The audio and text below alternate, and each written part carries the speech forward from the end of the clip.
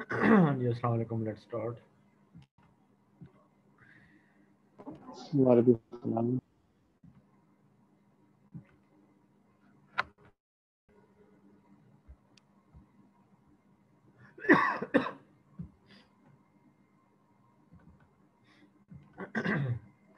अच्छा, तो rotor protection जो है वो हम पढ़ रहे हैं। तो ओवर स्पीड जो है वो कहते हैं कि over speed protection for generators is usually provided on the prime mover. ठीक है, तो जो ओवर स्पीड प्रोटेक्शन है वो यानी अगर हम जनरेटर्स की बात करें तो ये प्राइम मूवर पे लगती है। यानी एक्चुअली ना द पॉइंट इज के एनालिसिस जो है ना, पावर एनालिसिस, उसमें एक टॉपिक था हमारा स्टेबिलिटी। तो there we have studied that if you talk about a generator, so this is its stator and this is its, let's say, rotor, and which is rotating in, let's say, anti-clockwise rotation। और ये इसकी mechanical side है और ये जो है ये इसकी इलेक्ट्रिकल साइड है।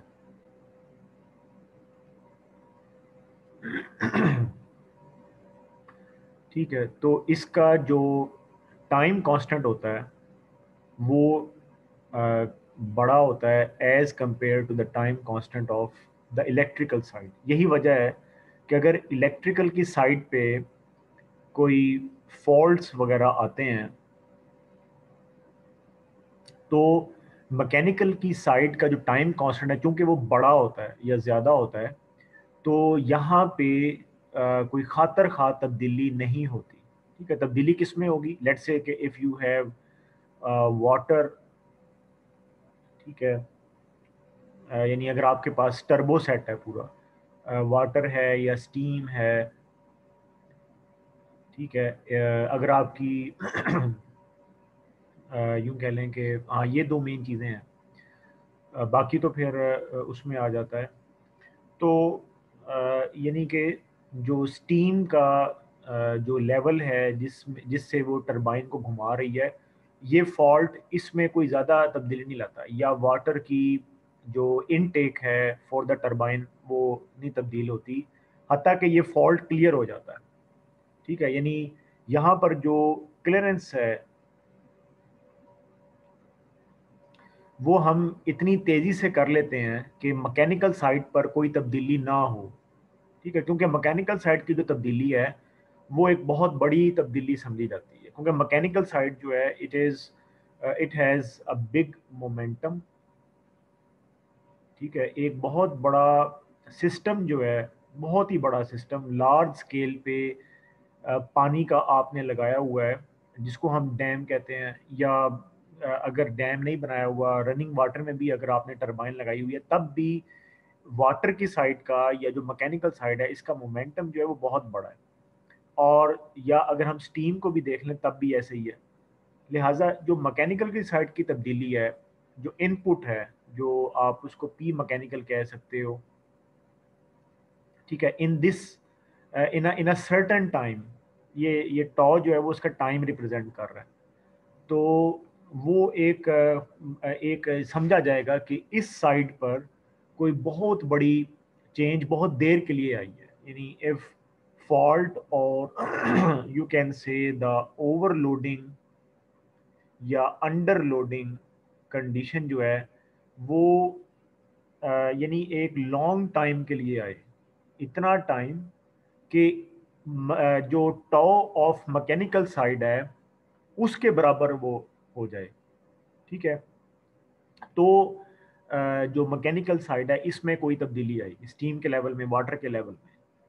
सही है, तो अब हम अगर बात कर रहे हैं ओवर स्पीड की, तो ये वो बता रहा है कि ओवर स्पीड का जो ताल्लुक है वो टरबाइन के साथ है। यानी ये जो आपका टर्बो सिस्टम है इसके साथ ओवर स्पीडिंग का ताल्लुक है।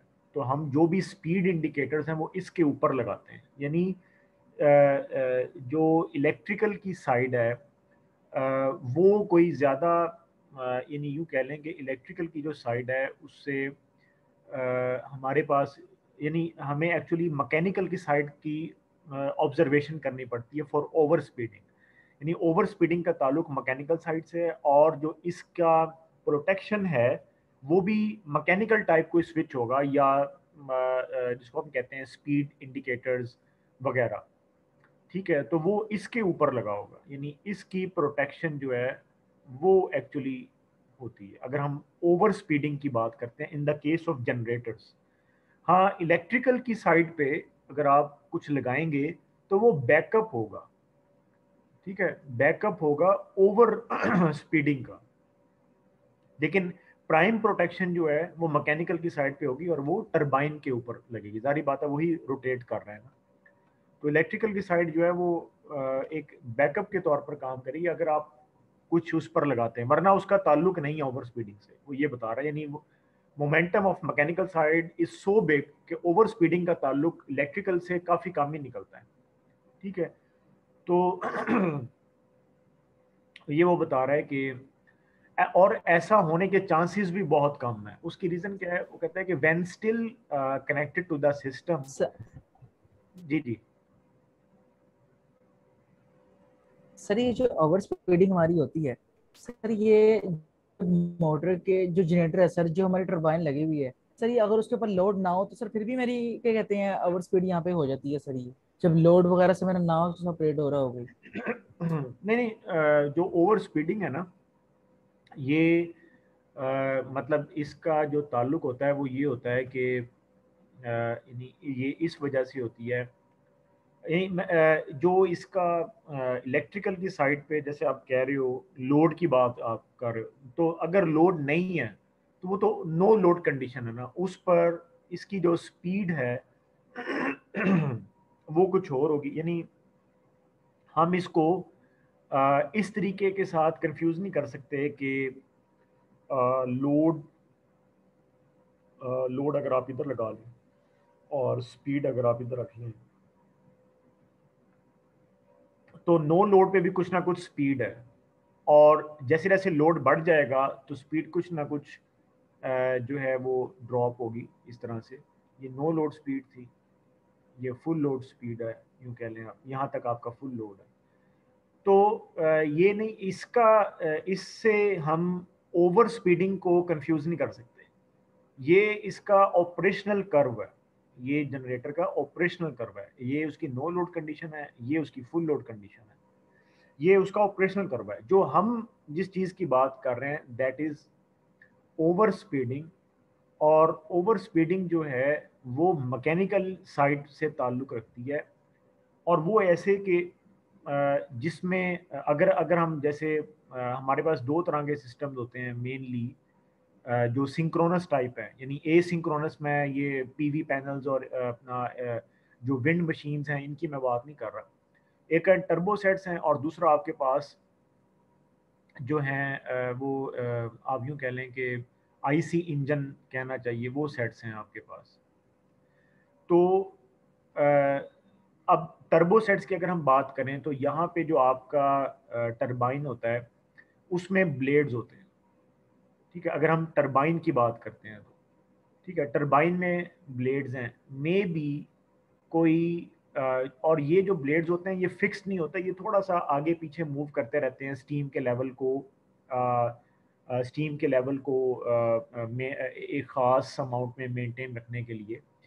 और इनकी भी कई टाइप्स हैं आगे। लेट्स से कि अगर जो है ये आगे आएगा अंडर स्पीडिंग में।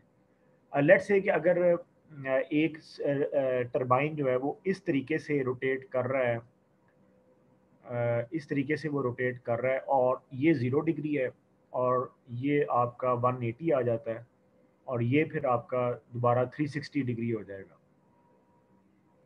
तो इस पर्टिकुलर एंगल पे यहाँ से लेके यहाँ तक, let's say it is 70 degree and it is let's say 72 degrees.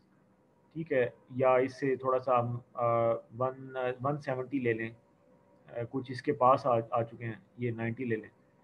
तो यहाँ से लेकर यहाँ तक के जो ब्लेड्स हैं, या यहाँ ब्लेड्स में, या जो जहाँ से स्टीम फायर हो रही है, ठीक है, उस कह सकते हैं कि जब ये पॉइंट गुजरता है, फिलहाल चलो ब्लेड्स ले लेते हैं, ठीक है, तो स्टीम फायरिंग जो है वो यहाँ से हो रही है, और ये वो पॉइंट है कि जो ज़्यादा वाइड हुआ होगा, तो जाहिर बात है स्टीम को यहाँ से या स्टीम एक पुश देगी एक्स्ट्रा। तो इसका मतलब ये है कि आपकी जो टरबाइन है मे बी वो जो है, जो उसकी अगर सिंक्रोनस स्पीड 1400 आरपीएम है, तो वो उससे थोड़ा सा ज़्यादा हो जाए। इसी तरह से अगर हम जनरेटर की बात करें, तो इसमें भी कोई गवर्नर लेवल पे, गवर्नर तो इधर भी होता है, इसका जो गवर्नर लेवल है उस पे कोई अगर इस तरह का इस तरह की चीज़ है जो कि उसको ज़्यादा कर रही है, इसका जो कंट्रोल मैकेनिज्म है आप यूँ कह लें, क्योंकि ये इस तरह तो नहीं होता कि एक बंदा बैठ के इसका क्लच कंट्रोल कर रहा है और इस तरह गियर लगा रहा है, तो इसका जो कंट्रोल मैकेनिज्म है वो इसको थोड़ा सा स्पीड में घुमा रहा है। तो यानी मैकेनिकल साइड से हम इसको ऑब्जर्व करते हैं, एक्चुअली ये बात है टोटली। अगर अगर हम इसको इलेक्ट्रिकल की साइड से देखेंगे ना, तो इलेक्ट्रिकल की साइड जो है उससे वो ये बता रहा है कि इलेक्ट्रिकली, जैसे मैंने अभी पीछे एक्सप्लेन किया था कि आपके पास दो साइड्स हैं, मैकेनिकल तो मैंने अब एक्सप्लेन कर दिया है। अब अगर हम इलेक्ट्रिकल की साइड देखें कि वो ओवर स्पीडिंग में क्या पार्ट प्ले कर रही है, तो वो कोई भी पार्ट नहीं प्ले करती। यही वो यहाँ पर बता रहा है कि जब आपका जनरेटर जो है वो इन्फिनिट बस से कनेक्टेड होता है या नेटवर्क के साथ कनेक्टेड है, तो जो सिस्टम की फ्रिक्वेंसी होती है, लेट से अमेरिका में जैसे 60 है, यहाँ 50 है, वो इतना टाइट वो चीज़ होती है कि वो आपके जनरेटर को हिलने नहीं देती, ठीक है। यानी वो ये कहता है कि forces the unit to stay at the synchronous speed, so during the over speed the turbine presents a greater danger than the generator. So this is an important point which I have explained earlier, कि over speeding जब भी होती है तो electrical side को नहीं बल्कि turbine को देखा जाता है, जो है, क्योंकि टरबाइन एक बहुत बड़ा मोमेंटम है, और ये बहुत अहम पॉइंट है जो हम डिस्कस कर रहे हैं। टरबाइन एक बहुत बड़ा मोमेंटम है जिसको देखा जाता है। तो जनरेटर की जो इलेक्ट्रिकल साइड है वो ओवर स्पीडिंग में कोई भी पार्ट नहीं इसलिए प्ले करती क्योंकि कोई ऐसा हमारे पास कोई वजह नहीं है जिसकी वजह से वो ओवर स्पीड हो जाए। जो लोडिंग कंडीशंस सर हैं। अगर हाँ। सर अगर जनरेटर की स्पीड सर ओवर स्पीड हो रही है, तो सर उसकी जो है सर इलेक्ट्रिकल साइड पे तो उसका इफेक्ट आएगा ना सर, क्योंकि सर रूटर जो है अपने आरपीएम से ज्यादा आरपीएम पे यानी कि मूव कर रहा है, तो सर उससे वोल्टेज इलेक्ट्रिकल वगैरह में साइड कोई जो है फर्क ना, नहीं आएगा फ्रिक्वेंसी इलेक्ट्रिकल में सर। साइड पे, हाँ वही ना, इलेक्ट्रिकल साइड जो है ना, उस पर इफेक्ट आता है, लेकिन ये हमारा टॉलरेंस लेवल होता है। ये फिर जो अब अभी आप बात कर रहे हो ना, ये टॉपिक होता है हमारा which is called load frequency control, which we already have studied in power analysis. मैंने इनको बड़ा तफसील के साथ इसको कवर करवाया था। लोड फ्रिक्वेंसी कंट्रोल, जिसमें हम बताते हैं कि जो जनरेटर है वो 1% अपनी यानी उसकी क्या परसेंटेज है कि वो रेटेड फ्रिक्वेंसी से कितना नीचे जा सकता है या कितना ऊपर आ सकता है। तो ये लोड फ्रिक्वेंसी कंट्रोल है, लेकिन ये फिर वही बात है कि ये ओवर स्पीडिंग नहीं कॉज करेगा, क्योंकि जनरेटर का मैंने जैसे कि बताया, ये उसका जो है ना, ये ऑपरेटिंग कर्व है। इस कर्व के ऊपर जब तक वो रहता है, चाहे लोड कम हो या ज़्यादा हो, ये ज़्यादा हो रहा है, ये कम हो रहा है, ठीक है, इस तरफ जो है वो लेस लोड है, इस तरफ जो है वो हाई लोड है या ज़्यादा लोड है, तो ये ओवर स्पीडिंग कभी भी क्रिएट नहीं करता, ठीक है। इस चीज़ को ज़रा इस तरीके से विजुलाइज करें जैसे मैंने बताया है कि टरबाइन जो है उसका मोमेंटम जो है वो 1 करोड़ गुना ज़्यादा है इलेक्ट्रिकल की साइड से, ठीक है। इसका मोमेंटम ही इतना बड़ा है कि आपके जो छोटे मोटे लोड्स की जो वेरिएंस है वो इस पर कोई भी असरअंदाज नहीं करती, ठीक है। तो एज लॉन्ग एज यू ठीक सर। आर ऑन द और अगर कोई फॉल्ट भी पड़ता है, तो मैंने जैसे कि बताया कि जो टॉ ऑफ मैकेनिकल साइड है, it is very much greater than the टॉ ऑफ द इलेक्ट्रिकल साइड। तो हमारा जो फॉल्ट क्लियरिंग टाइम है वो बहुत ही मिनिमम होता है, and it is in milliseconds. जब तक कि मैकेनिकल साइड को पता चले कि इलेक्ट्रिकल की साइड पे कोई डिस्टर्बेंस हुई है, हमारा फॉल्ट ही क्लियर हो जाता है, ठीक है। या वो चीज़ निकल जाती है या वो चीज़ लगी रहती है सिस्टम में इलेक्ट्रिकल की साइड पे। तो जब भी ओवर स्पीड का ताल्लुक आएगा ना, यही वो बता रहा है कि हम we must be very careful with our turbo system या engine system as compare to the electrical system. हम फौरी उधर देखते हैं, ठीक है, और उसको हम ठीक करने की कोशिश करते हैं जो हमारा मैकेनिकल सिस्टम है। So overspeed is not a problem with the motors since the normal overcurrent relays will protect them. Motors के केस में वो बता रहा है कि ये कोई इतना प्रॉब्लम नहीं है, क्योंकि जो ओवर करंट रिलेज हैं वो इसको कवर कर लेती हैं। वो ओवर स्पीड जो है वो उस वक्त यानी कंडीशन हो सकती है कि एकदम जब आपका लोड जो है वो ड्रॉप होता है तो वो स्पीड को स्पीड जो है कर्व वही होगी अभी जो मैंने जैसे जनरेटर की कर्व बताई है, बिल्कुल मोटर की भी वही कर्व होगी। तो अगर एकदम से आपका लोड 100% से 50% रह जाता है, ठीक है, इन नो टाइम, जबकि ऐसा होता नहीं है, ग्रेजुअली लोड को डिक्रीज किया जाता है।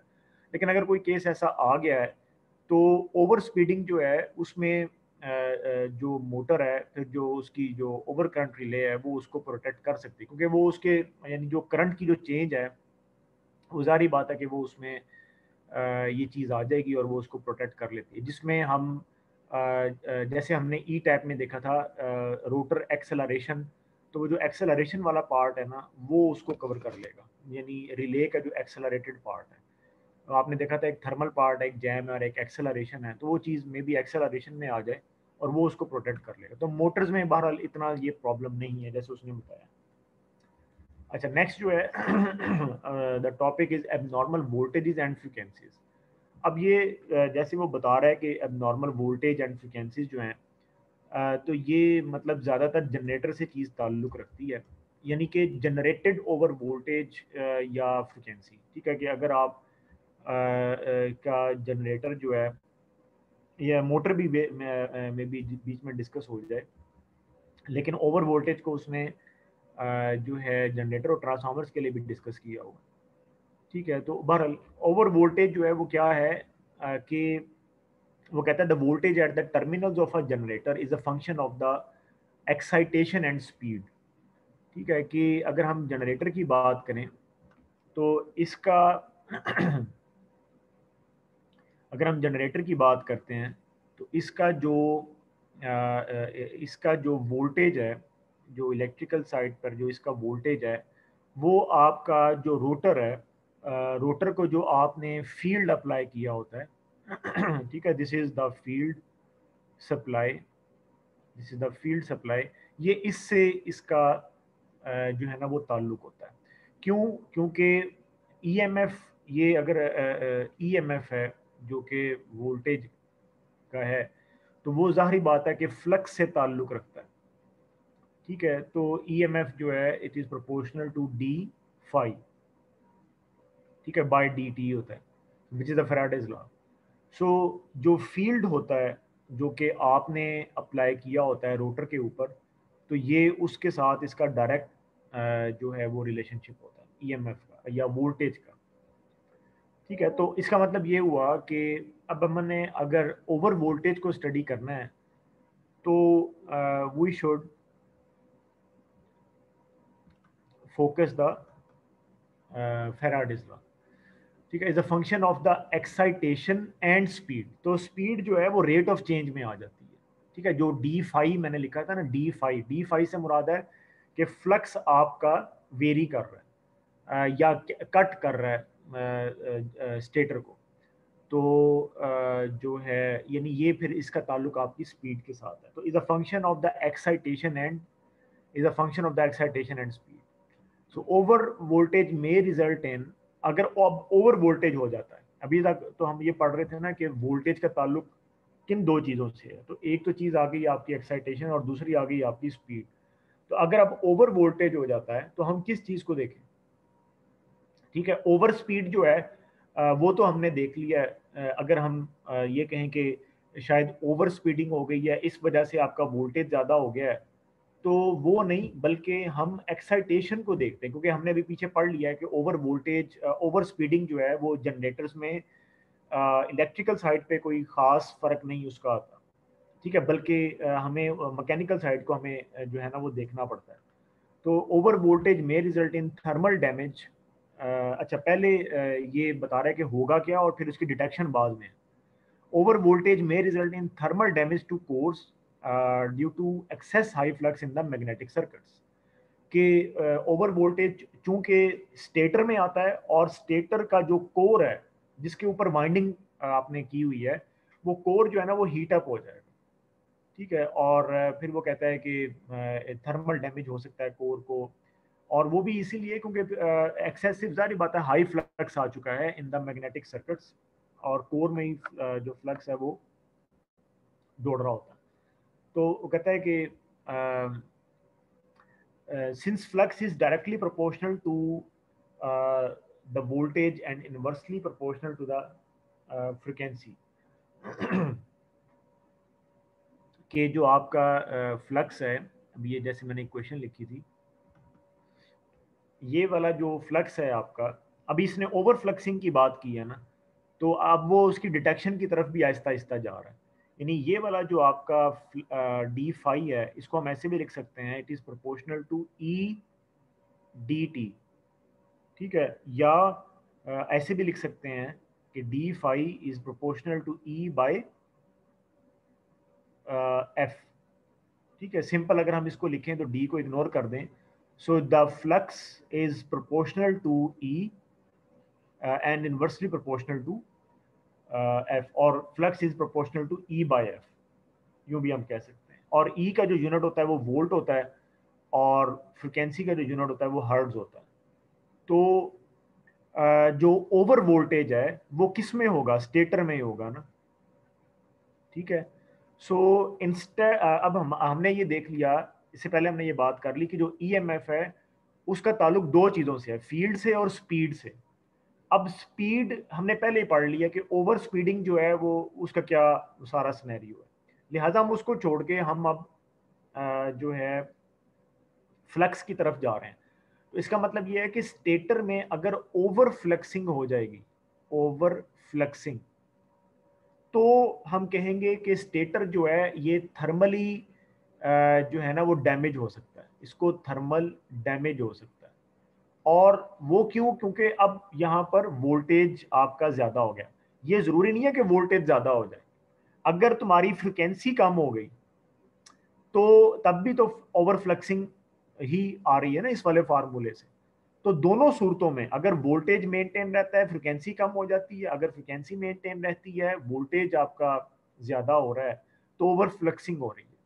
सो ओवर वोल्टेज को हम वोल्ट बाय हर्ट्ज रिले कहलाती है ये, उससे हम प्रोटेक्ट करते हैं, ठीक है।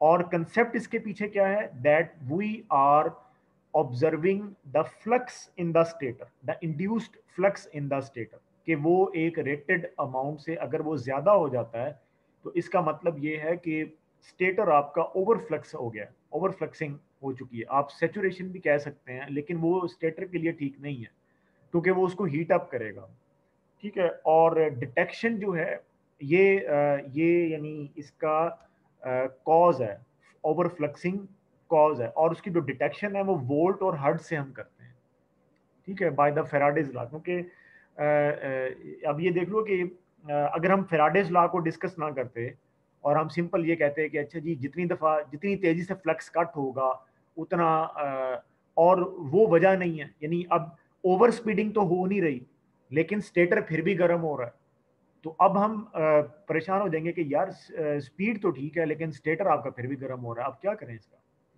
तो सर ये वो चीज़ है एक्चुअली कि जिसको हम कहते हैं कि इन्वेस्टिगेशन या डिटेक्शन के, यानी कि वो फैक्टर निकालना, मेन फैक्टर निकालना कि जो वाकई मतलब जिसको कोई दूसरा कोई चीज़ अफेक्ट ना करे। यानी हम ये नहीं कह सकते कि अब वोल्ट बाय हर्ट्ज रिले जो है शायद ये किसी और वजह से भी ट्रिप कर जाएगी, नहीं। अगर वोल्ट बाय हर्ट्ज रिले की तरफ से एक सिग्नल आया है तो it means that there is some over fluxing in the state. हाँ जी, क्या पूछ रहे थे? सर नहीं, वो मैं प्रीवियस ही सर कह रहा था सर, जो हमारी ये इन केस इस वजह से नहीं हो रही सर, ये वोल्टेज ऑफ फ्रिक्वेंसी की वजह से सर, फिर उसके ऊपर इफेक्ट से फिर हमारा लोड का आएगा इफेक्ट, फिर आई थिंक कि लोड की वजह से फिर मेरी हीटअप हो रही होगी फिर वो। नहीं, जो ओवर फ्लक्सिंग है स्टेटर में, जी जी सर, जो मेरी मोटर हीटअप हो रही है सर, आपने कहा ना वोल्टेज या फ्रिक्वेंसी की वजह से अगर मेरा इफेक्ट नहीं क्रिएट हो रहा है, तो फिर हम वो हाँ देखते हैं कि किस वजह से हो रहा है। सर फिर मेरे ख्याल से ये फिर ओवरलोड की वजह से नहीं होगा सर? फिर जब मेरा लोड ज्यादा आ जाएगा मोटर के ऊपर, तो फ्लक्स वो हीटअप होना शुरू हो जाएगी मेरा तो स्टेटर नहीं नहीं उसका। नहीं नहीं, जो ओवरफ्लक्सिंग फिनोमिना है ना, अगर हम जनरेटर की बात करते हैं तो इसका मतलब ये है कि जैसे उसने बताया कि यानी इसमें जो है ना, आपका जो फील्ड सर्किट है, सबसे पहले इसको हम देखेंगे, क्योंकि ये मेन कॉज बन रहा है। अगर ये ठीक है तो इसका मतलब ये है कि फिर जो है वो हम यानी इस चीज़ की तरफ आएंगे कि यानी कोर में ऐसी या मतलब कोई स्पेसिंग का तो प्रॉब्लम नहीं हो गया, यानी इसका जो ताल्लुक लोड के साथ है ना, वो जनरेटर के केस में तो नहीं है। क्योंकि अभी तो लोड की बात है, लोड एक इंडिपेंडेंट चीज़ है, और जनरेटर जो है ना, इसका इससे लोड काफ़ी दूर होता है जिस जनरेटर की हम बात कर रहे हैं, और जिसमें ओवर फ्लक्सिंग के लिए आप वोल्ट बाय हर्ट्ज रिले लगाते हैं। तो ओवर वोल्टेज ठीक हो गया सर। का जो कॉज है ना, वो जनरेटर की मैकेनिक्स है, लोड नहीं है। लोड जनरेटर के केस में डिपेंडेंट है। अच्छा, अब in the case of motor, अगर आप सिंक्रोनस मोटर की बात करते हैं तब भी यही चीज़ है। ठीक है, तो इसका मतलब ये है कि यानी जो ओवर फ्लक्सिंग है ना, या जैसे ट्रांसफार्मर है, ट्रांसफार्मर में जो उसका इन रश करंट होता है वो ओवर फ्लक्सिंग क्रिएट कर देता है। तो इसका मतलब ये है कि ये दोनों जगहों पर एप्लीकेबल है। इसको ज़रा देखते हैं, जो जैसे वो बुक में इसको लिख रहा है, फिर इसको मज़ीद आगे डिस्कस करते हैं। तो ये कह रहा है कि ये जैसे ऊपर लिखा हुआ है, excess flux saturates the core steel and flows into the adjacent structures, causing high eddy current losses in the core and adjacent conductor material। जारी बात है कि अगर कोर आपकी हीट अप हो गई है तो कोर के अंदर जो आपने वाइंडिंग्स रखी हुई हैं वो भी हीट अप हो जाएंगी। So several over excitation can cause rapid damage and equipment, severe over excitation can cause rapid damage and equipment failure। देखे ना, अब वो ओवर एक्साइटेशन की बात कर रहा है, और एक्साइटेशन आप रोटर से दे रहे हो। तो इसीलिए ये मैंने कहा कि इसका जो ताल्लुक है ना, वो जनरेटर की मैकेनिक्स के साथ है, यानी हम लोड की तरफ नहीं, लोड का इसमें कोई भी रोल नहीं है। तो ये एक्चुअली फिर वो कहता है कि since flux is directly proportional to voltage and inversely proportional to frequency, भी जैसे हमने देखा है।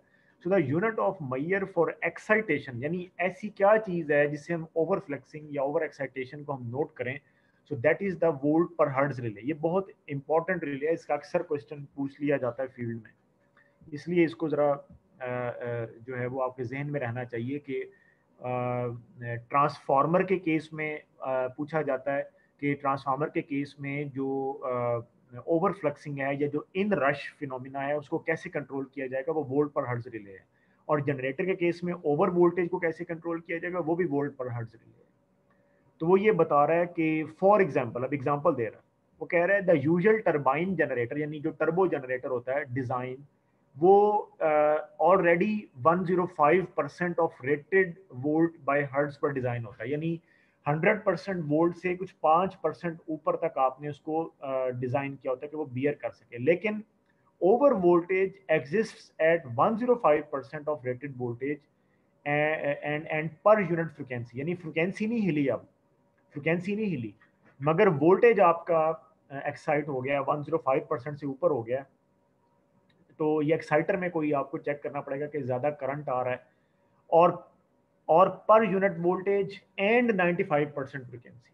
वो कहता है कि या वोल्टेज आपका पर यूनिट है, यानी कि 100%, पर यूनिट फ्रिक्वेंसी से मुराद है रेटेड फ्रिक्वेंसी 60 हर्ट्ज या 50 हर्ट्ज, और पर यूनिट वोल्टेज से मुराद है रेटेड वोल्टेज या 100% वोल्टेज या 105% वोल्टेज, जो भी आपका रेटेड है। एंड 95% फ्रिक्वेंसी, यानी कि 5% का इसमें लॉस हो चुका है जो आपकी रेटेड फ्रिक्वेंसी से थी, तो भी वो ओवर फ्लक्सिंग क्रिएट करेगी या ओवर वोल्टेज क्रिएट करेगी।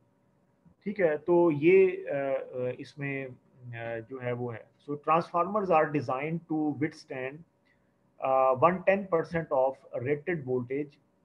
ट्रांसफार्मर्स को हमने 110% तक डिजाइन किया होता है, जनरेटर्स को 105% तक, ट्रांसफार्मर्स को 110% तक, at no load and 105% at rated load with 80% power factor. ठीक है कि यानी लोड के मुताबिक, चूंकि ये बिल्कुल लोड एंड पे लगा होता है, तो इसीलिए इसको नो लोड पे क्योंकि जब हमने ट्रांसफार्मर को, लेट से अगर हम ग्रिड ट्रांसफार्मर्स की भी बात करें, तो नो लोडिंग कंडीशन पर जब उसको स्टार्ट करेंगे तो ज़ाहिर बात है कि फिर वो इन रश की वजह से जो आएगा। और अगर रेटेड लोड की बात करें तो तब भी जो भी ओवरफ्लक्सिंग अगर आपके पास किसी भी वजह से हो रही है तो वो 105% at the rated load with 80% power factor. ठीक है, अगर पावर फैक्टर जो है वो आपका 80% है, तो यानी इन कंडीशंस पर हमने इनको रखा होता है। इससे ऊपर अगर होगी तो हम कहेंगे कि ये ओवरफ्लक्सिंग है। अगर इससे ऊपर होगी कंडीशन 110 पर, नो लोड कंडीशन में 110 से ऊपर हो, और लोडेड कंडीशन में अगर 105% से ऊपर हो तो हम कहेंगे। ठीक है, क्योंकि ये क्यों कम है, क्योंकि जब भी ट्रांसफार्मर पर लोड डालते हैं तो उसका वोल्टेज कम हो जाता है। ठीक है, तो इसीलिए यानी जिससे हम वोल्टेज रेगुलेशन कैलकुलेट करते हैं ना, इसीलिए लोडेड कंडीशन में 105% है। ठीक है, लेकिन फिर भी फिर यही मैं कहूँगा कि इसमें लोड का कोई भी फैक्टर शामिल नहीं है कि लोड की चेंजिंग ओवरफ्लक्सिंग कॉज कर रही है। ओवरफ्लक्सिंग यहाँ ट्रांसफार्मर में भी आपकी ट्रांजिएंट्स की वजह से होती है, या अगर आप ट्रांसफार्मर को कोल्ड स्टार्ट कर रहे हैं तो वो जो हिस्टेरिसिस कंडीशन होती है पहले वाली, वो ओवरफ्लक्सिंग कॉज करती है। ठीक है, तो या ट्रांजिएंट्स होंगे कोई जो ओवरफ्लक्सिंग क्रिएट करेंगे ट्रांसफार्मर के केस में विद 80% पावर फैक्टर। वो कहता है अगर उसका पावर फैक्टर जो 80% है, अगर इससे लैग कर जाता है तो फिर जो है 105% से भी कम हो जाएगा। ठीक है, तो समझ आई, क्योंकि पावर फैक्टर जैसे जैसे पुअर होता जाएगा ना, लेट्स से अगर 75% पावर फैक्टर हो जाए तो ये 105% 103% पे आ जाएगा, क्योंकि फिर करंट ज़्यादा हो जाएगा ना। पावर फैक्टर पुअर हो गया, करंट ज़्यादा हो गया, और करंट ज़्यादा मतलब प्राइमरी की साइड पे करंट ज़्यादा फिर इनका मतलब करंट फ्लक्स ज़्यादा, फिर और इनका फिर करंट वो ड्रॉप होना शुरू हो जाएगा हमारा। करंट ज़्यादा हो जाएगा, करंट ठीक है ज़्यादा जी। हो जाएगा। पावर फैक्टर पुअर होगा तो करंट ज़्यादा होगा, करंट ज़्यादा होगा, तो इसका मतलब ये है कि अब आप 105% से 103% पर आ चुके हैं। यानी अब अगर यानी जैसे जैसे पावर फैक्टर पुअर होता जाएगा, जो आपकी ये कैपेसिटी है ओवर ओवर वोल्टेज को बर्दाश्त करने की लोडेड कंडीशन में, वो ड्रॉप होती जाएगी। और अब अगर कोई ट्रांजिएंट आता है तो वो बहुत जल्दी ओवरफ्लक्सिंग की तरफ चला जाएगा, और मे बी फिर ग्रिड ट्रांसफार्मर की रिले ट्रिप कर जाए, क्योंकि ये वाली जिस रिले का हम जिक्र कर रहे हैं ये ग्रिड पे लगी होती है। ये डिस्ट्रीब्यूशन जो एच पोल ट्रांसफार्मर्स होते हैं वहाँ पे नहीं लगी होती। ये ग्रिड ट्रांसफार्मर्स की बात हो रही है, और पावर प्लांट पे रखे हुए जनरेटर्स की बात हो रही है, जो टर्बो जनरेटर्स या जो बड़े जनरेटर्स होते हैं, बेशक टर्बो ना भी हो, उस पर भी वोल्ट पर हर्ट्ज रिले हमने लगाई होती है। क्यों, समझ आ रही बात? तो पावर फैक्टर जो है वो बड़ा मैटर करता है। अगर पावर फैक्टर आपका पुअर हो गया ट्रांसफार्मर का, अच्छा पुअर जो होता है ना पावर फैक्टर ट्रांसफार्मर का, वो एजिंग फैक्टर होगा, वरना ये पुअर ऐसे होता नहीं है। यानी ट्रांसफार्मर चूंकि एक रिजिड डिवाइस है, तो उसका पावर फैक्टर जो है ना मेंटेन ही रहेगा, क्योंकि हम उसकी हेल्थ को मॉनिटर करते रहते हैं, जो ग्रिड का जो ट्रांसफार्मर होता है। लिहाजा उसका पावर फैक्टर इससे पुअर नहीं होता, 80% ही रहता है। और 105% से ऊपर का अलार्म होगा वोल्ट पर हर्ट्ज रिले का लोडिंग कंडीशन में, और नो लोडिंग कंडीशन में 110% से ऊपर खुद ब खुद वो ज़्यादा हो जाएगा, क्योंकि नो लोडिंग कंडीशन का वोल्टेज ज़्यादा होता है। So over voltage of a steam turbine generator set is not usually a problem. कि अगर हम स्टीम टरबाइन की बात करते हैं तो उसमें नहीं है ये प्रॉब्लम कर रहा है। The excitation and regulator circuits generally have inherent over voltage limits and alarms। कि जो आपका जो एक्साइटेशन सर्किटरी होती है या जो रेगुलेटर सर्किट्स होते हैं उसमें एम्बेडेड ओवर वोल्टेज लिमिट्स होती हैं। यानी कि आप यूं कह लें कि स्टेटर एंड पे अभी तो ये जो वोल्ट पर हर्ट्ज रिले है, ये जनरेटर अभी हमने ऊपर जो टर्बो जनरेटर की बात की है इसमें इलेक्ट्रिकल साइड पर लगी हुई है। ठीक है, जबकि ताल्लुक इसका रोटर की साइड से हो रहा है। ये देखे ना, ऊपर हमने अभी भी पढ़ा और अभी भी हम कह रहे थे कि ये एक्साइटेशन का प्रॉब्लम हो सकता है, स्पीड को छोड़ दें, ये एक्साइटेशन का प्रॉब्लम हो सकता है। तो यानी एक्साइटेशन का ताल्लुक रोटर से है, लेकिन डिटेक्शन हमारी स्टेटर पे लगी हुई है, वोल्ट पर हर्ट्ज। तो ये वो कहता है कि जो आपका स्टीम टरबाइन है, उस केस में जो आपका रोटर है, यानी जो एक्साइटर सर्किट जिसको आप कहते हैं, उसके अंदर ही आपने ये ओवर वोल्टेज लिमिट्स या अलार्म्स आपने लगाए होते हैं। लिहाजा वहाँ पे आपको वोल्ट पर हर्ट्ज रिलेज नजर नहीं आएंगी। यानी अगर आप स्टीम पावर प्लांट पे चले जाएं तो वहाँ पे मे भी आपको volt per hertz relay stator की साइड पर नजर नहीं आएगी, बल्कि रोटर की जो प्रोटेक्शन है उसमें over voltage limit exciter circuit में उन्होंने रखी होगी। ठीक है, एक्साइटर सर्किट को उन्होंने कंट्रोल किया होगा। लेकिन हाँ, अगर आप हाइड्रोल पावर प्लांट पे जाते हैं तो वहाँ पे होगा कि वोल्ट पर हर्ट्ज रिले जो है वो उन्होंने लगाई होगी। बहरहाल ये डिज़ाइन में है, ये मैन्युफैक्चरर की तरफ से है। In unit connected generator transformer set, ऐसा जनरेटर जिसके साथ ट्रांसफार्मर लगा होता है, the transformer may be more prone to failure from this condition. यानी अगर हम, अब ये देखो, ये एक इन्वेस्टिगेशन है जो उसने पूरी बताई है और मैं आपको एक्सप्लेन कर रहा हूँ। वो कहता है कि अब अगर हम केस लें एक ऐसे जनरेटर का जिसके साथ ट्रांसफार्मर लगा हुआ है, पहले अकेला जनरेटर डिस्कस किया है और अकेला ट्रांसफार्मर डिस्कस किया, अब एक ऐसा जनरेटर जिसके साथ हाई पावर ट्रांसफार्मर लगा हुआ है, उस केस में वो कहता है कि उस केस में ट्रांसफार्मर के साथ ये कंडीशन जो है ना वोल्ट पर हर्ट्ज की, वो ज्यादा मैटर करती है as compare to the generator. ठीक है, क्योंकि वो इंतहाई हाई पावर होता है, यानी बहुत बड़े एमवीए का, और उसका जो इलेक्ट्रिकल मोमेंटम है ना वो बहुत ज़्यादा है, 500 केवी तक वो वोल्टेज को लेकर जाता है। तो कहता है कि and relay sensing volts as a function of frequency is usually used as compare to the generator, क्योंकि उस केस में जो जनरेटर का इलेक्ट्रिकल मोमेंटम है वो इतना ज़्यादा नहीं है जितना ट्रांसफार्मर का है, तो कंपैरेटिवली ट्रांसफार्मर के साथ आप ये लगाएंगे। ठीक है, तो एक्चुअली ये बताने का मकसद यही है कि लेट्स से अगर एक हमने जनरेटर के साथ लगाई हुई है, एक ट्रांसफार्मर के साथ लगाई हुई है, फिर तो कोऑर्डिनेशन करना पड़ जाएगा, इसमें कोऑर्डिनेशन क्या करें। ठीक है, तो इसलिए वो बता रहा है कि अगर जनरेटर ट्रांसफार्मर सेट है तुम्हारा, यानी डायरेक्ट जनरेटर से फीडिंग नहीं ले रहे आप, तो उसमें ट्रांसफार्मर के साथ लगा लें। ठीक है, ये एक्चुअली इसका मतलब है। अच्छा, अब हम अगर अंडर वोल्टेज की बात करते हैं तो ये भी बहुत इंपॉर्टेंट टॉपिक है। वो कहते हैं under voltage presents a problem to the generator only as it affects the auxiliary system which will be discussed later. ठीक है, ऑक्सिलरी सिस्टम उसका क्या होता है, कहता है थोड़ा देर बाद में हम डिस्कस करेंगे ऑक्सिलरी सिस्टम क्या है। तो low voltage prevents Motors from reaching, जो है अगर हम मोटर्स की बात करें, तो अच्छा, ये ऑक्सिलरी सिस्टम जो है ना, ये आप यूं कह लें कि इससे मुराद ये होता है कि जनरेटर या पावर प्लांट के अंदर जो बहुत सारी चीज़ें चल रही होती हैं ना, वो अफेक्ट होंगी। आपकी जो बैटरी बैंक है वो अफेक्ट होगा, उसकी चार्जिंग अफेक्ट होगी, आपके पावर प्लांट की लाइटिंग मुतासर हो सकती है, या इस तरह से। ऑक्सिलरी का मतलब ये होता है कि लोकल जो उसका लोड है, जो लोकल सिस्टम है। अगर हम लोड की बात करें तो पावर प्लांट का लोकल लोड, और अगर हम ऑक्सिलरी सिस्टम में बात करते हैं, आप यूं कह लें कि लेट्स से कि अब अगर आपने उसका एक्साइटर जो है उसको सप्लाई भी अगर आपने जनरेटर से दी हुई है तो उसका ऑक्सिलरी सिस्टम में वो भी आ जाएगा। ठीक है, यानी जनरेटर का जो एक्साइटर है रोटर पे जो है, अगर उसकी सप्लाई भी उधर से आ रही है तो वो अफेक्ट होगी, ये उसका ऑक्सिलरी बन जाएगा जनरेटर के केस में।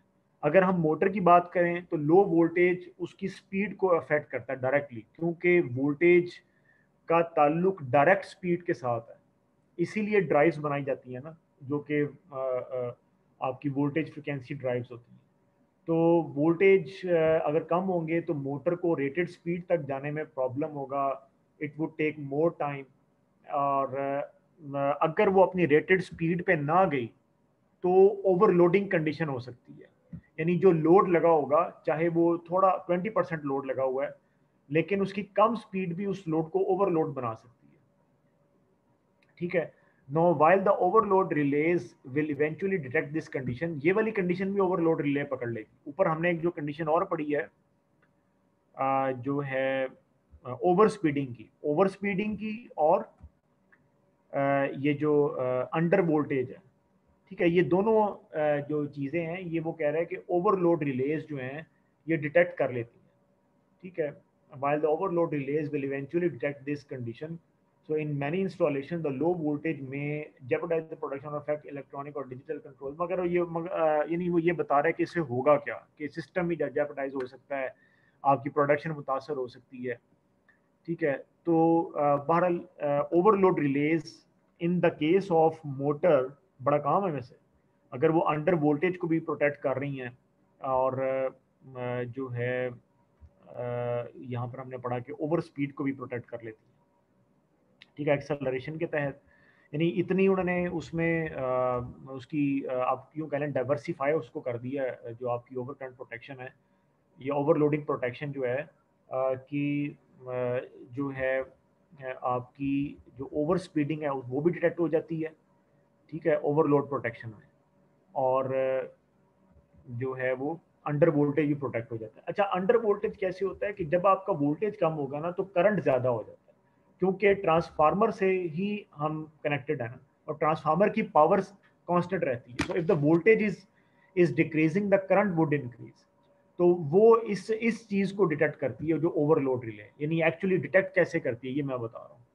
तो वो कह रहा है कि अच्छा हाँ, तो खैर आगे और जिक्र कर रहा है, क्योंकि समझ रहे बात की, यानी अंडर वोल्टेज जो है वो मोटर के केस में करंट को ज़्यादा कर देगा, जो उसका स्टेटर का जो करंट है, क्योंकि मोटर के स्टेटर पे ही आपने सप्लाई दी हुई है ना, तो अगर वहाँ पे आपका वोल्टेज कम हो जाता है तो करंट आपका ज़्यादा हो जाएगा। तो उस कंडीशन को जो रिले है वो डिटेक्ट कर सकती है। लेकिन बहरहाल it's a very challenging situation कि अगर उसकी कंडीशन उसकी सेटिंग अगर हम करें पिकअप, क्योंकि ऑलरेडी हमने उसको ओवर वोल्टेज ओवरलोड पर सेट किया हुआ है, और वो अगर अंडर वोल्ट को भी पकड़ ले तो बहरहाल इट्स अ कम्प्लेक्स सेटिंग। लेकिन अगर उन्होंने उसका पॉइंट दिया हुआ है या उसकी टैब जैसे अपना न्यूमेरिकल रिलेज में उन्होंने दी हुई है, तो एल्गोरिथम करता होगा डिटेक्ट। इसका पिकअप क्या है, यानी बहरहाल ये कम्प्लेक्स सेटिंग होगी, क्योंकि हमने ऑलरेडी उसको ओवरलोड पर सेट किया होता है, और जो कि आप यूँ कह लें कि जैसे हमने देखा था कि लॉग रोटर कंडीशन के साथ फिर हम उसको करते हैं कि भाई उसकी टाइम एडजस्टमेंट जो है, तो बहरहाल वो वोल्टेज को भी डिटेक्ट कर रही है, ठीक है। तो अच्छा, AC motor controller protection from low line voltage is a standard feature of AC motor controllers. यानी जो मोटर का पैनल होता है ना, वो कहता है कि ये लो लाइन वोल्टेज तो एक उसका स्टैंडर्ड फीचर होता है, यानी ये एक कॉम्प्लीमेंट्री फीचर होता है, यूँ कह लें। The contactor will drop out instantaneously when the voltage drops below the holding voltage of the contactor coil। ये तो समझ में आती है कि अगर आप कॉन्टेक्टर लगा लें, ठीक है, तो वो उसका जो कॉइल होगा उसकी जो मैग्नेटाइजेशन है वो ड्रॉप हो जाएगी, और हमें पता चल जाएगा कि जी वोल्टेज जो है वो अंडर वोल्ट हो गया। लेकिन इसने जैसे ये लिखा कि ओवरलोड रिले जो है ना, आई डू नॉट नो, लेकिन इट मे भी कोई ऐसी कंपनी है जिसने ये बनाया, लेकिन अंडर वोल्ट है तो उसको डिटेक्ट ओवरलोड को करना इट्स चैलेंजिंग। बहरहाल कॉन्टेक्टर वाइज कर सकते हैं आप, जैसे ये उसने लिखा ना कि अगर हम एसी मोटर कंट्रोलर हैं तो उसमें अगर वो इसको मैग्नेटिकली पकड़ रहा है द कॉन्टेक्टर करंट से, ठीक है।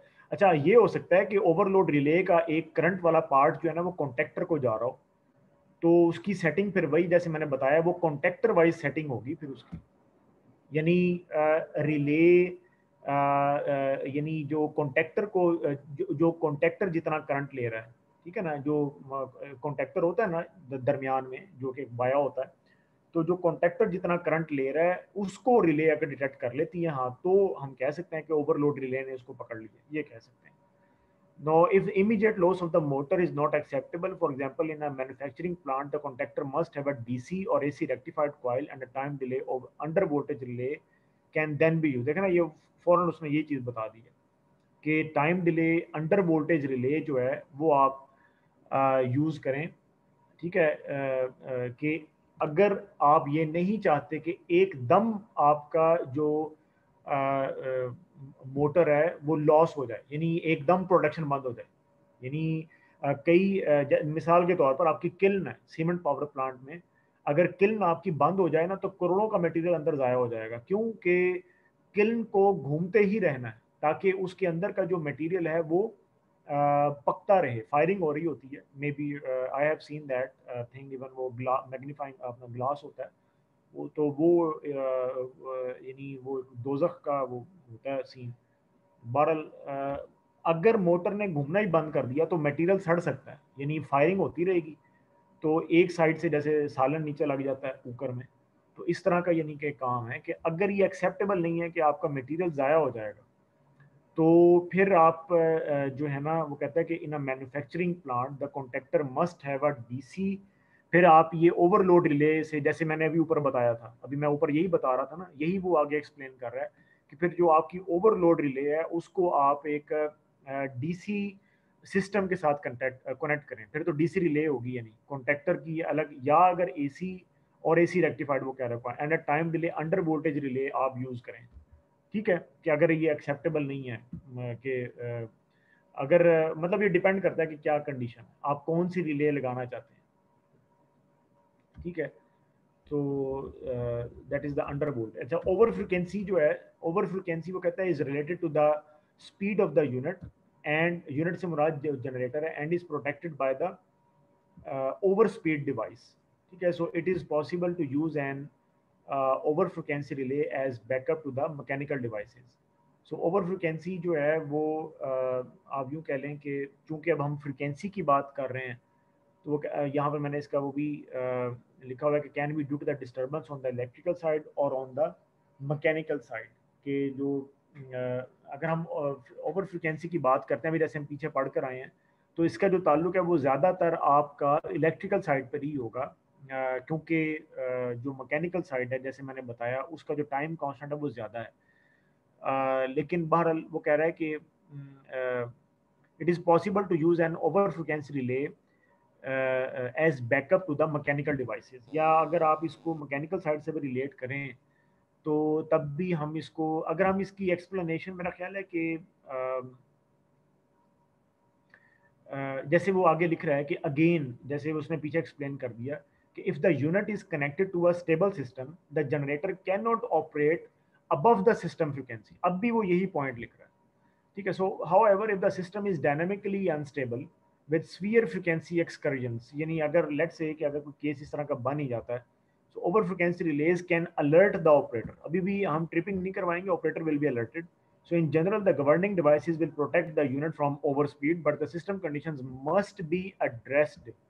यानी वो कह रहा है कि जनरली गवर्निंग डिवाइसेस का क्या मतलब है, अभी मैं जैसे पीछे बता कर आया था कि मैकेनिकल साइड पे गवर्नर्स लगे होते हैं। ठीक है, और मेरे साथ हॉस्टल में एक बंदे की अलॉटमेंट थी, रूममेट मेरा मैकेनिकल का होता था ना, तो वो यही चीज़ें पढ़ा करता था, ये गवर्नर और ये आपका जो होता है गियर सिस्टम, और ये गवर्नर से मुराद ये होता है कि जो आपका कंट्रोल करता है लिक्विड फ्लो को, और इस तरह की जो चीज़ें होती हैं, क्लचिंग और ये सारा चीज़। तो जो गवर्निंग डिवाइसेस हैं ये रोटर पे होती हैं। तो वो कह रहा है कि इसकी जो एक्सप्लेनेशन है, I will keep it same as we have studied the over speed.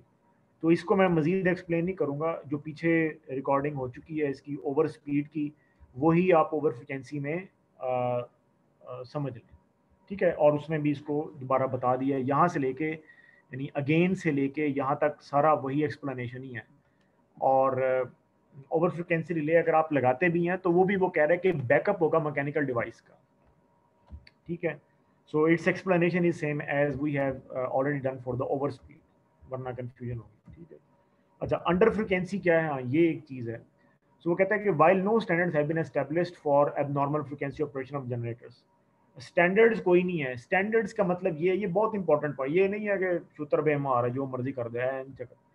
उसका मतलब ये होता है ना, बताने का वो ये होता है कि IEEE ने कोई इसका स्टैंडर्ड सेट नहीं किया कि एबनॉर्मल फ्रिक्वेंसी ऑपरेशन के वक्त क्या करना है, यानी या IET IEC NC कोई स्टैंडर्ड्स इसके नहीं दे रही। ठीक है, कोई इस पर बात नहीं करती ज़्यादा, वो मतलब ये कहते हैं कि गुड प्रैक्टिसेस जो हैं उसको फॉलो कर लें। ये बहुत इंपॉर्टेंट पॉइंट है जो मैं अभी आपको बता रहा हूँ। ये जहाँ जहाँ भी बुक में ये लिखा हुआ है while no standards have been established, उसका मतलब यही है कि जो आपकी स्टैंडर्ड बॉडीज़ हैं, जो गवर्निंग बॉडीज़ हैं इलेक्ट्रिकल की, IEEE NC जिनके मैंने नाम लिए हैं, उन्होंने इसका कोई भी इस तरीके से कोई नंबर नहीं रखा। ठीक है, कि this this must be dedicated to the under frequency operation और इस तरह से, तो गुड प्रैक्टिसेस हैं। अभी जैसे पीछे हमने ओवर स्पीडिंग और ओवर फ्रिक्वेंसी को मैकेनिकली डील की है, तो अंडर फ्रिक्वेंसी को वो ये कह रहा है कि it is recognize that the reduced frequency, अगर आपकी फ्रिक्वेंसी कम हो जाती है तो मतलब ये है जनरली कि आपका जो रोटर है या जो आपका टरबाइन है वो कम रोटेशन पे घूम रहा है। तो वो कहता है कि in the reduced ventilation therefore operation at reduced frequency should be at the reduced KVA. ठीक है, ये बहुत इंपॉर्टेंट पॉइंट है। इस पॉइंट का मतलब ये है कि जब रोटर घूमता है ना तो उसके साथ फैन लगा होता है। ये मे भी शायद लास्ट लेक्चर में मैंने बताया था, आई डोंट रिमेंबर कहाँ पे वो। तो जो आपके ये रोटर आपका सिलेंड्रिकल टाइप रोटर है, तो यहाँ पर आपने फैन लगाया हुआ, दिस इज फैन। तो रोटर की मूवमेंट के साथ ये फैन जो है, अगर लेट से ये 1400 आरपीएम पे रोटेट कर रहा तो ये फैन भी इतने आरपीएम पे रोटेट करेगा। तो हीट जो ऊपर ये स्टेटर है, अगर लेट से दिस इज योर स्टेटर और यहाँ पर आपके पास 11 केवी जनरेट हो रहा है which is a way high voltage, और फिर 3 फेज हैं, रेड येलो ब्लू, यानी अच्छा खासा इलेक्ट्रिकल का काम है। तो ये हवा जो है वो ना सिर्फ रोटर को ठंडा रखती है, बल्कि ऊपर जो फैनिंग होती है स्टेटर की वो भी बल्कि ये इसका आप यूं कह लें ये स्टेटर का प्राइम कूलिंग मैकेनिज्म होता है फॉर स्टेटर। जो रोटर फैन है, रोटर का जो फैन है, ये इसका प्राइम कूलिंग मैकेनिज्म है। यही वो बता रहा है कि अगर हम अंडर फ्रिक्वेंसी की बात कर रहे हैं, इसका मतलब ये है कि आपका रोटर शायद कम स्पीड पे घूम रहा है। तो अब आपका जो जनरेटर का ओवरऑल केवी है, लेट से अगर ये 10 केवीए का जनरेटर था, अब ये आपके पास 8 केवीए का रह जाएगा और हो सकता है कि 7 केवीए का रह जाए। सही, यानी उसकी कैपेसिटी कम हो जाएगी, आप अब ज़्यादा लोड नहीं लगा सकते उसके ऊपर। ये एक्चुअली मुराद है इससे। तो वो कहते हैं कि operating procedure should be taken to stay within the short time thermal ratings of the generator rotor and stator. ठीक है, यानी थर्मल रेटिंग्स जो है वो कवर ना हो उससे पहले आप जल्दी जल्दी कोई भी जो भी स्टेप्स हैं वो ले लें कि गर्म स्टेटर होना शुरू हो जाए। So under frequency is a system condition that affects the turbine again more than the generator. देख ये आपके लिए और भी आसान हो गया। ठीक है, तो अब चाहे ओवर फ्रिक्वेंसी हो, ओवर स्पीडिंग हो या अंडर फ्रिक्वेंसी हो, द थिंग इज कि जो मैकेनिकल की साइड है that should be addressed more than the electrical side.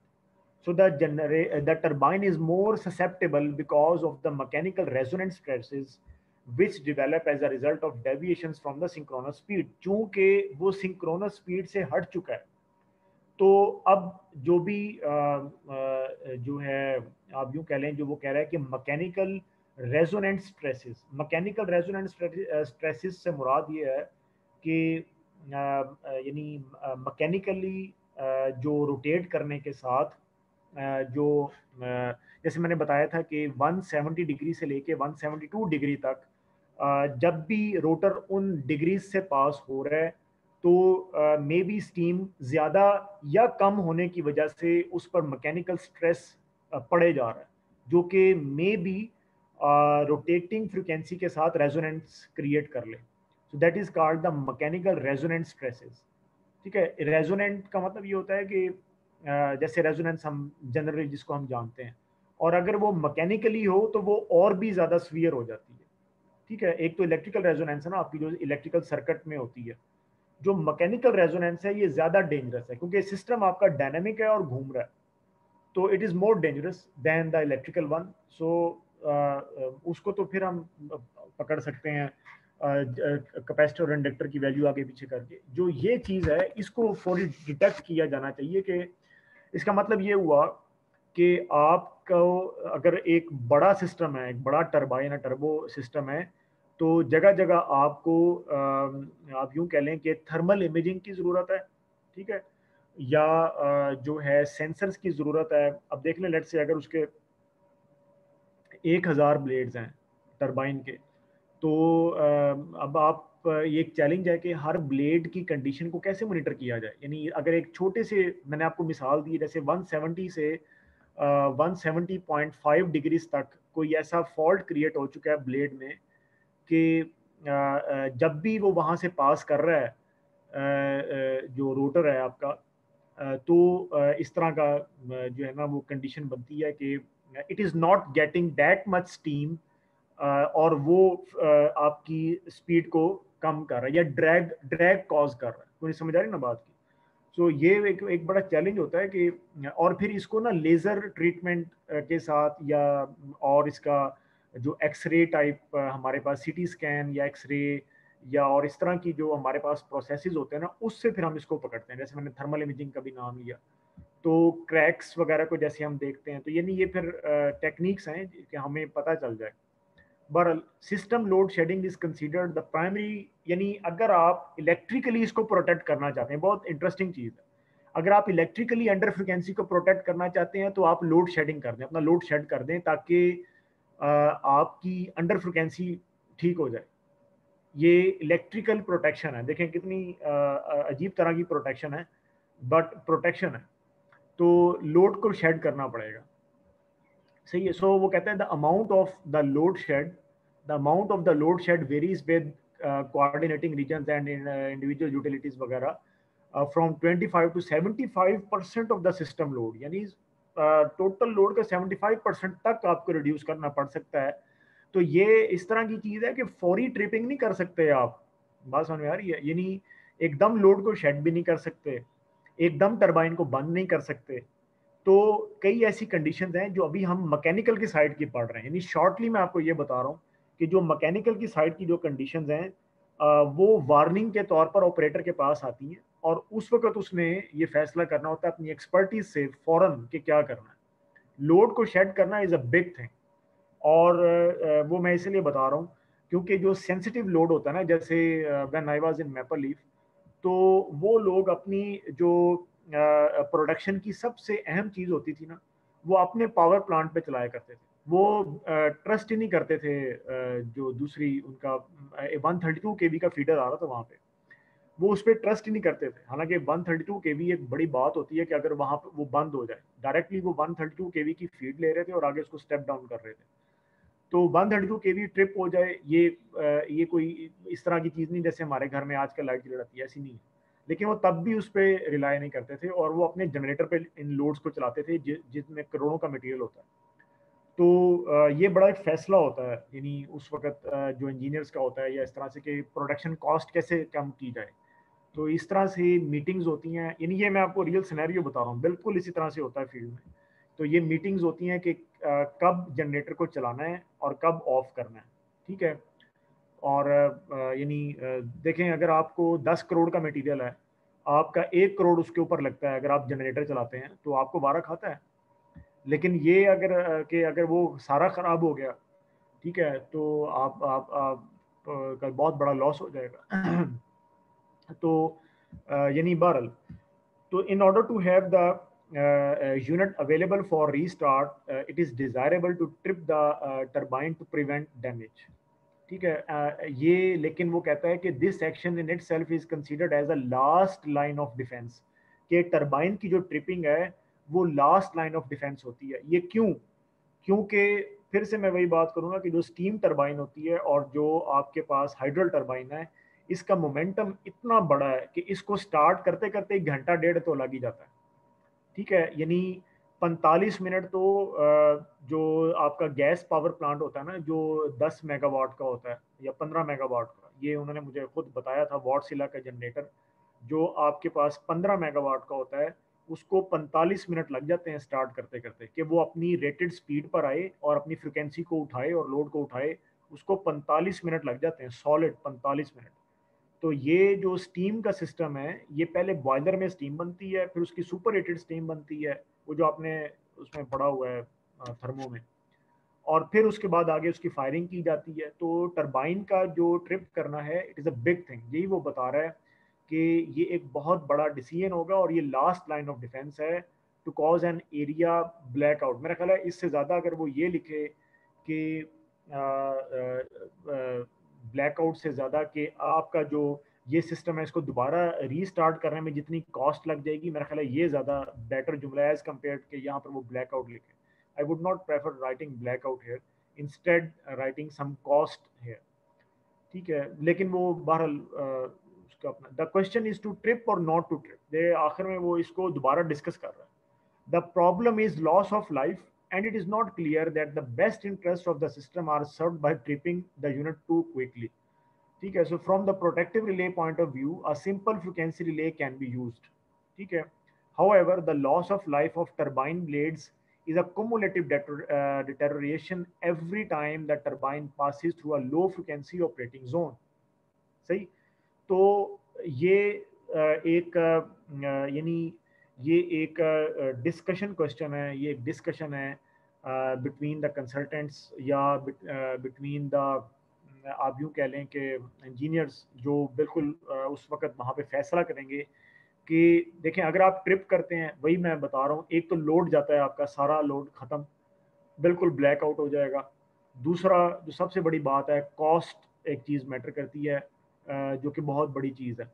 लेकिन दूसरी तरफ अगर तुम्हारी टरबाइन कॉन्स्टेंटली ख़राब हो गई, अगर उसका वो ब्लेड तब्दील ही करना पड़ गया, तो फिर तो लेने के देने पड़ जाएंगे, फिर तो हो सकता है कि महीना भी लग जाए। जहाँ वो जनरेटर थोड़ी देर बंद करके घंटे बाद चल, 2 घंटे 3 घंटे बाद चल सकता था, अब वहाँ वो 2-3 हफ्ते बाद चलेगा। तो इसका फिर प्रेशर उस इंजीनियर को ही बर्दाश्त करना पड़ेगा जिसने ये डिसीजन लिया होगा। This is a very very exciting तो नहीं कहना चाहिए, लेकिन बहरहाल very very real field situation जो कि उसने यहाँ पर इसको बताया। आई डोंट नो मैंने यहाँ पर क्या लिखा हुआ, यही मैंने बताया 72 डिग्रीज, मैंने ये जो ऊपर आपको एक्सप्लेन किया वो मैंने कमेंट लिखे। ठीक है, तो लॉस ऑफ एक्साइटेशन और लॉस ऑफ सिंक्रोनिज्म जो है ये फिर हम नेक्स्ट टाइम पढ़ लेंगे। लेकिन ये दो बस लास्ट रह गए हैं, उसके बाद this chapter will be ended. Loss of excitation is also related more with the generators, and loss of synchronism जो है ये मोटर से भी और जनरेटर से भी, दोनों से ताल्लुक रखता है। ठीक है, हाँ जी, कोई क्वेश्चन है तो पूछ लें। बाकी है कि नेक्स्ट वीक से हम अपनी जो प्रेजेंटेशन है, यू कैन एक्सपेक्ट कि वो स्टार्ट हो जाएंगे। अच्छा, कुछ पता चला इस चीज़ का कि जो ऑन कैंपस लेक्चरिंग है और समथिंग? नहीं, तक तो और कुछ सर अभी तक कंफर्म। कुछ नहीं मिला है सर। हाँ हाँ, क्या कह रहे हैं, अभी तक ईमेल नहीं आई? सर अभी कोई आइडिया नहीं sir.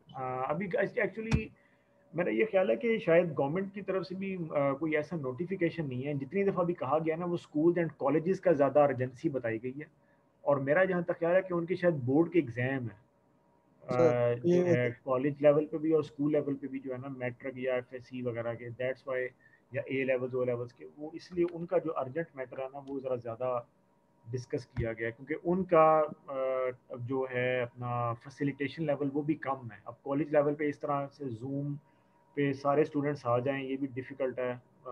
People don't have even smart mobiles, तो वो ये एक्चुअली थोड़ा सा प्रॉब्लम है। अजी मुस्तबा, सर वो मैंने पूछना था, वो जो प्रेजेंटेशन के टॉपिक्स होंगे वो आप हमसे शेयर करेंगे? वो जो आपने लिस्ट सेंड की हुई है ना उज़ैफा ने, मैं उसके अगेंस्ट टॉपिक्स लिख दूंगा।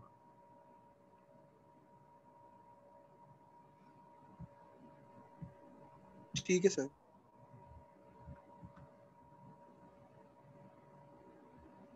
ठीक है,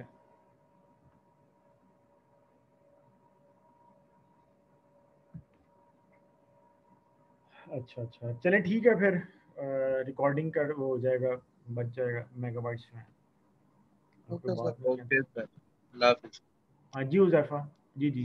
सर मैंने ये कहना था सर, मैंने सर वो ग्रुप्स भेज दिए थे आपको, सर देखिए आप। हाँ, देख लिया है। आज एक्चुअली मैं पहले वो पावर डिस्ट्रीब्यूशन और 6 सेमेस्टर वालों का कर रहा था, तो लेकिन मैं मे बी नाइट में या कल मॉर्निंग में ही वो list with the allocations of presentation topics वगैरह वो आपको ईमेल कर दूंगा, सबको ये एलएमएस में भी आ जाएगा। ठीक ठीक है है, सर। ठीक, चलो ठीक है फिर, ओके जी, अल्लाह